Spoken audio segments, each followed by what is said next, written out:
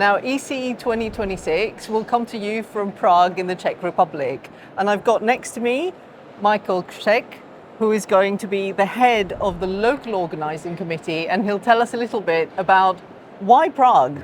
Okay. Hello.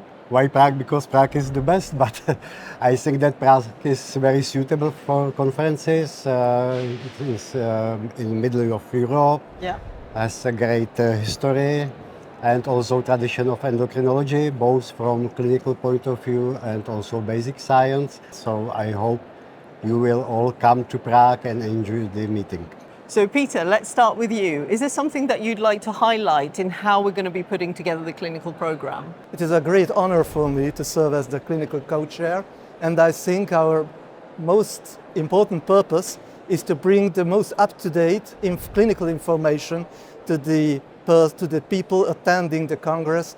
And I would like to highlight that we'll have 2 sessions on guidelines, hyponatremia guideline that is elaborated by the ESE and the ERA, and also a joint ESE Endocrine Society guideline on the EVP deficiency, formerly called central diabetes insipidus. So nurses normally have a parallel symposium, but what we've done in previous years is we've been incorporating as many nurses to participate also in the main program, and you're going to be doing the same, isn't that right? Certainly, because I think without the nurses it would be impossible to conduct a high-level endocrinological clinical practice. Definitely. And we have a lot of involvement from the European young endocrinologist group as well. And we have involvement from the patient advocate groups as well. So let's go to Sander. So Sander, tell us all about the basic program. Yeah, so I'm Sander Kooijman. I'm the current president of the Netherlands Society for Endocrinology.